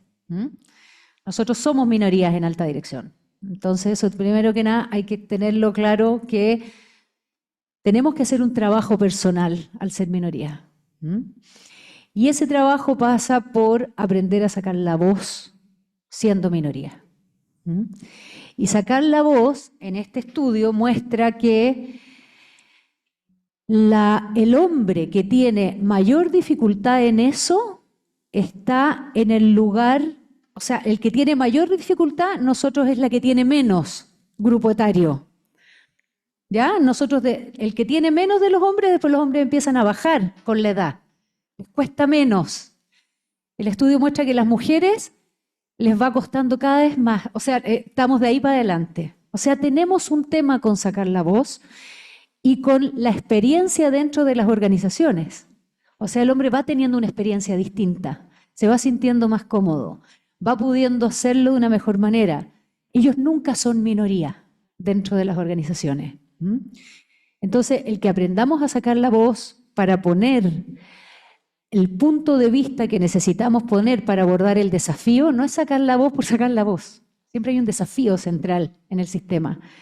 Y desde ahí, si yo estoy pensando algo, aprender a poner eso al centro nos puede ir dando mayor visibilidad y nos puede ir generando también mayores posibilidades de ir ascendiendo.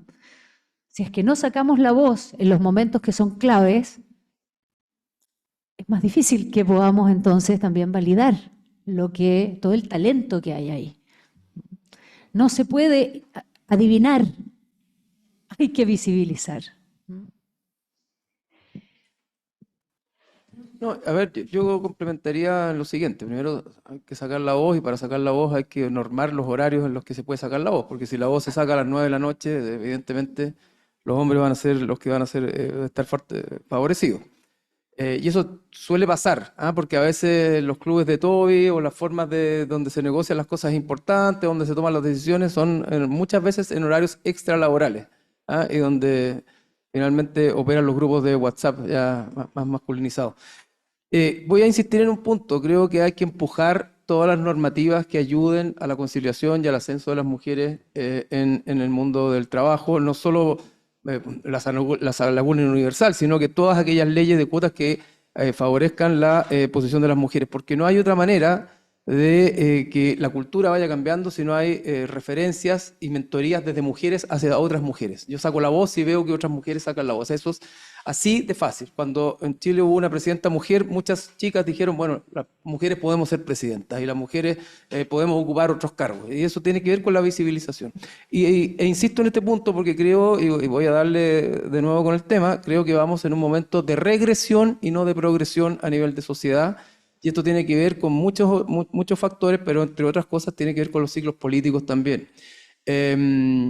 Lo que ha pasado con este gobierno y con la crítica que hay al gobierno de cómo lo ha hecho, no es independiente de que este gobierno se definió como un gobierno feminista, un gobierno pro mujeres, y no es independiente en términos de los efectos que genera en la sociedad el juicio que haya crítico respecto al gobierno de lo que se pueda relacionar con los avances y con la valoración de la posición de las mujeres en el país. Es decir, si se critica o se enjuicia críticamente a un gobierno que se ha declarado feminista, también se está, digamos que no directamente, pero indirectamente cuestionando el rol del feminismo, pero no solo del feminismo, sino de las mujeres y la participación de las mujeres en un determinado gobierno. No nos olvidemos que este gobierno en política. Este gobierno partió diciendo que era paritario en términos de hombres y mujeres. Cuando se critica a un gobierno, se enjuicia que no es capaz de activar la economía, que no es capaz de enfrentar los temas de seguridad o los temas más acuciantes de la población, también indirectamente se está criticando la paridad, se está criticando la mayor participación de las mujeres, se está criticando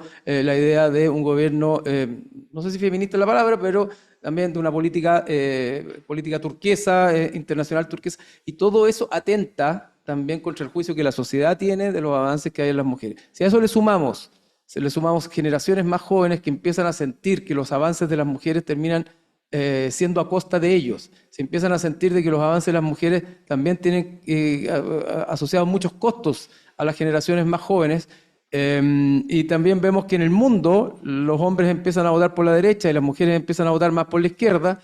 Bueno, empezamos a entender que aquí hay una suerte de guerra de los sexos incubándose de alguna manera y que la mejor manera de enfrentar una guerra de los sexos no es enfrentándonos físicamente ni verbalmente, sino que es legislando y que las cosas se objetiven y se normen de alguna determinada manera. No me gustan las normas, yo tiendo a ser lo más liberal posible, pero creo que si yo me pongo en la piel y en los zapatos de las mujeres hoy día, es fundamental empujar ese tipo de cosas. No solo porque sea importante para ellas, yo creo que también es importante para el país, pero si no pasa esto, creo que este ímpetu regresivo más que progresivo va a avanzar más rápido y va a hacer que las cosas terminen siendo mucho más lentas de lo que podrían ser, porque inevitablemente la sociedad va a avanzar. Pero inevitablemente la sociedad va a avanzar porque ese es el curso natural de la historia. Pero nosotros queremos ser testigos privilegiados de esos avances, ¿no? ¿Verdad? Estar desconectados y perdidos y más bien terminar nuestra vida laboral mirando los retrocesos más que la progresión de estos avances. En general esos retrocesos son principalmente para las mujeres. No sé si quieren aportar algo más en relación a alguna otra pregunta. Bien. Pero,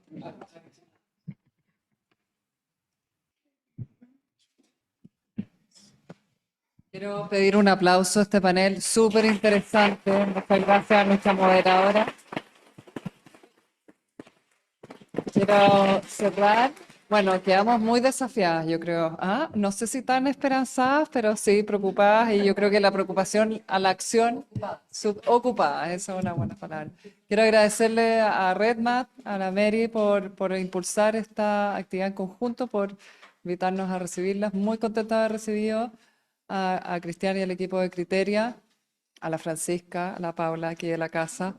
Y a todas ustedes, muchas que son socias de RedMat, muchas exalumnas, miembros, participantes activas de nuestra red de alumni. Ahí está la Marcela Tapia que moviliza a esta red. Así que los dejamos muy invitadas a seguir participando en las próximas actividades de la escuela y también de RedMat. Muchas gracias. Que tengan un buen mes de la mujer. Me gustaría solamente decir una frase que es, tomando el optimismo, nunca hubo un mejor momento en la historia para ser mujer que este.